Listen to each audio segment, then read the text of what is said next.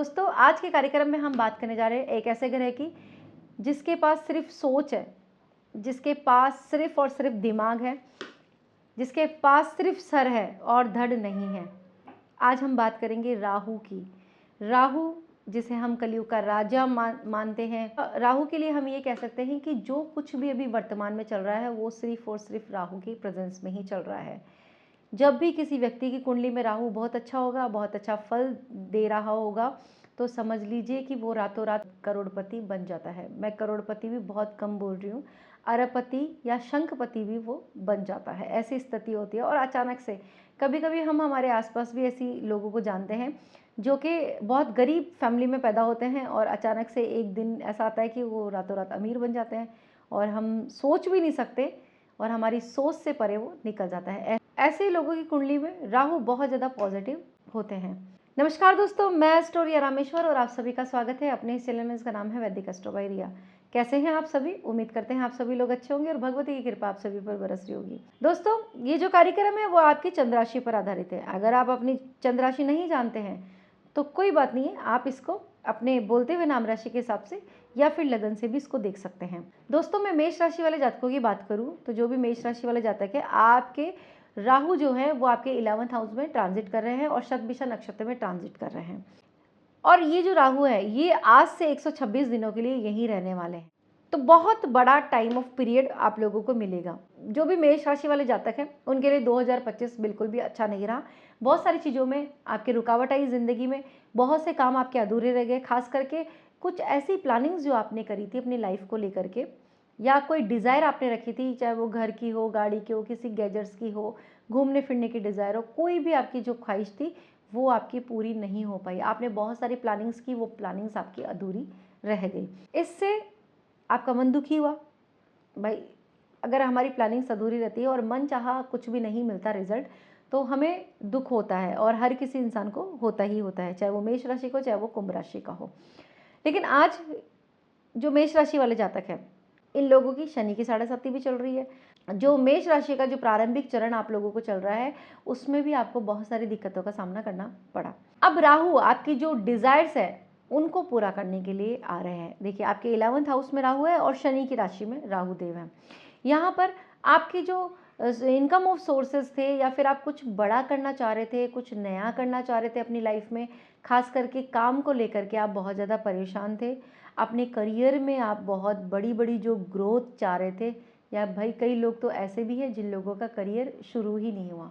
बहुत से लोग ऐसे होते हैं जो सिर्फ सोचते सोचते हैं कि मैं इस महीने ये करूँगा, इस साल ये करूँगा, या ये काम शुरू कर लेता हूँ, और वो सिर्फ और सिर्फ कन्फ्यूज़न में ही रह जाते हैं।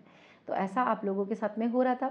लेकिन अब राहु देव आपको यहाँ पर खुद का कुछ करने के लिए आपको बड़ी सोच देने वाले हैं, एक बड़ा टारगेट आपको देने वाले हैं, क्योंकि राहु के पास है दिमाग, और दिमाग जब तक सोच नहीं आएगी तब तक इंसान कुछ भी नहीं कर सकता। तो यहाँ पर जो राहु की जो दृष्टि है वो आपके 3rd हाउस पर भी पड़ेगी। तो 3rd हाउस पे देखिए, सोच से क्या होगा? सोच सोच के तो आपने पूरे दिन खराब कर ही दिए ना। सोचने से कुछ नहीं होगा, लेकिन होगा क्या कि उस कार्य को सोचने के साथ साथ में जब हम एक्शन के रूप में लेना स्टार्ट कर देंगे, और एक्शन कहाँ से आएगा कि हम में कॉन्फिडेंस हो, हम में साहस हो, हम में पराक्रम हो, तब हम वो काम कर सकते हैं। तो यहाँ पर राहुदेव सोच के साथ में आपको पराक्रमी बनाने वाले हैं। एक बात मैं बता दूं कि राहु जहाँ भी बैठेंगे वहाँ का आपको 100% रिजल्ट नहीं देंगे। बहुत सी चीज़ों में आपको पॉजिटिव रिजल्ट देंगे, तो कुछ कुछ चीज़ों में आपको नेगेटिव चीज़ें भी देखने को मिलेगी, ये तय है। अब यहाँ पर आपकी जो ऑनलाइन वर्क है उसको बढ़ा देंगे। सबसे पहले तो खास बात यह है, जो आपकी मार्केटिंग करने का तरीका है। देखिए, कोई आप बेचने जा रहे हैं, प्रोजेक्ट को आप इतने स्मार्ट तरीके से सामने वाले को बताएंगे या उसको कन्विंस करेंगे तो वो फटाक से आपका प्रोडक्ट खरीद लेगा। तो ये सोच आपको राहुदेव बैठ करके यहाँ पर देंगे। 2 लोगों में से देखिए, जब भी राहुदेव आपको सोच देंगे तो वो आपको थोड़ा सा स्मार्ट बना देंगे, थोड़ा सा चालाक बनाएंगे, ठीक है, इंटेलिजेंट आपको बना देंगे। कहने का मतलब मेरा ये है। लेकिन यहाँ पर भाई बहनों से भाई थोड़ा सा आपको बच के रहना पड़ेगा। बात करते वक्त थोड़ा सा आप विनम्रता रखिए, खास करके अपने छोटे भाई बहनों के साथ में, क्योंकि कुछ ना कुछ आपके लड़ाई झगड़े छोटे भाई बहनों के साथ में यहाँ पर दिखाई पड़ रहे हैं। कुछ ना कुछ मिसअंडरस्टैंडिंग होगी ही होगी। वहीं राहुदेव 5th हाउस पर भी आपके नज़र डालेंगे। 5th हाउस पे नज़र डालेंगे, देखिए राहु हैं उनको कहा गया है टेक्नोलॉजी का गुरु एक तरीके से। टेक्नोलॉजी से रिलेटेड जितनी भी चीज़ें आती हैं वो सब राहु के अंडर में आती है। तो जो सोशल मीडिया है वो राहु के अंडर में आता है।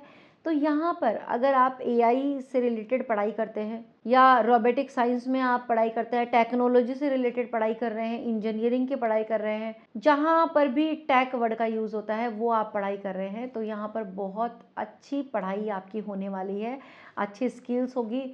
जो माइंड है ना वो काफ़ी शार्प आप लोगों का हो जाएगा, और जब माइंड शार्प होगा आपकी सोच अच्छी होगी, स्किल्स आपकी बढ़ेंगी, जो सीखने की क्षमता है वो आपकी बढ़ने वाली है। अगर एक व्यक्ति किसी काम को करने में 3 दिन लगाता है तो आपको सिर्फ 1 दिन लगेगा, तो आपकी क्षमता तो कितनी बढ़ चुकी है ना उससे ज़्यादा, तो आप बहुत ज़्यादा सीखेंगे। तो विद्यार्थियों के लिए ये गोचर बहुत अच्छा रहेगा। और देखिए लंबा टाइम है ना, 126 दिन का टाइम है, और जो इवेंट ये मिलने वाला है आपको, ये कम से कम 18 साल के बाद में ही ऐसा इवेंट आता है जब कोई ग्रह इतना पावरफुल हो। तो यहाँ पर आपको बहुत लंबे समय के बाद में ये इवेंट मिल रहा है। और यहाँ पर प्रेम संबंधों की बात की जाए तो अगर आप लव एंड अफेयर में है, किसी के साथ रिलेशनशिप में है, अच्छी बात है रहना, लेकिन भाई उसी के चक्कर में मत पड़िए, कुछ पढ़ाई पर भी ध्यान दीजिए, नहीं तो इन सब चीज़ों के चक्करों में आपका करियर बर्बाद होता हुआ दिखाई पड़ रहा है, साफ बात है। किसी से सच्चा प्रेम है, बहुत दिनों से चला रहा है, कोई बात नहीं है, लेकिन यहाँ पर अपने करियर पर आप ज़्यादा फोकस करिए, ना कि रिलेशनशिप पे ज़्यादा फोकस करना है आपको। अगर आप एक तरफा प्यार करके बैठे हैं और मन ही मन कुछ मनगढ़ंत कहानियाँ बना रहे हैं या कुछ सोच रहे हैं सामने वाले के लिए, तो यहाँ पर आपकी बुद्धि भ्रमित होगी सबसे पहले तो, और आपका वो लव एंड रिलेशनशिप का तो होना जाना कुछ नहीं है, लेकिन ये आपका करियर की ज़रूर यहाँ पर बैंड बच जाएगी, ये समझ लीजिए आप। तो पढ़ाई में भी आपको बहुत डिस्टर्ब हो जाएगा, इसलिए बेहतर है कि इस समय का लाभ उठाइए और कुछ अच्छे कार्य आप कीजिए। राहु की दृष्टि आपके 7th हाउस पे भी पड़ेगी। ये घर है आपकी पार्टनरशिप का, आपके मैरिड लाइफ का, आपके स्पाउस का। यहाँ पर अगर आप कोई बिजनेस करना चाह रहे हैं, अच्छा पार्टनर ढूंढना चाह रहे हैं, तो बहुत अच्छा पार्टनर आप लोगों को मिलेगा। एक जो अंडरस्टैंडिंग होती है ना, वो अच्छी अंडरस्टैंडिंग आप लोगों की मैच खाएगी, और बढ़िया आप अपने पार्टनर के साथ में मिलकर के व्यापार को आगे लेकर के जा सकते हैं। अच्छी मीटिंग्स के लिए आप बाहर जा सकते हैं, क्योंकि आपकी यात्राओं के योग भी यहाँ से बहुत ज़्यादा एक्टिव होंगे। और कैसी यात्रा है, बिजनेस ट्रिप्स, जो बिजनेस ट्रिप है वो आपकी बहुत ज़्यादा होने वाली है, लगातार होने वाली है।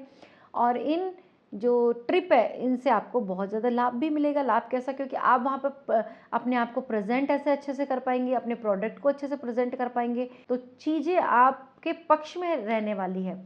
और व्यापार में कुछ भी अगर आप अच्छा करना चाहते हैं, नया कुछ डालना चाहते हैं, तो बहुत अच्छा आप लोगों के लिए रहेगा। यानी स्मार्ट वर्क आप अपने बिजनेस को बढ़ाने के लिए करेंगे। मार्केटिंग बहुत अच्छी करने वाले हैं, और ज़्यादा से ज़्यादा जितनी मार्केटिंग करेंगे उतना आपका बिजनेस बढ़ेगा ही बढ़ेगा। लेकिन ये लाइफ पार्टनर है, उनसे छोटी छोटी मिसअंडरस्टैंडिंग यहाँ पर क्रिएट होने वाली है।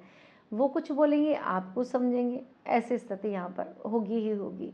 देखिए मैंने पहले भी आपको बोला था कि 100% रिजल्ट तो नहीं मिलेगा, तो यहाँ पर आपके व्यापार के लिहाज से सही रहेगा, तो यहाँ पर थोड़ा मैरिड लाइफ में आपको थोड़ा सा डिस्टर्ब कर सकता है।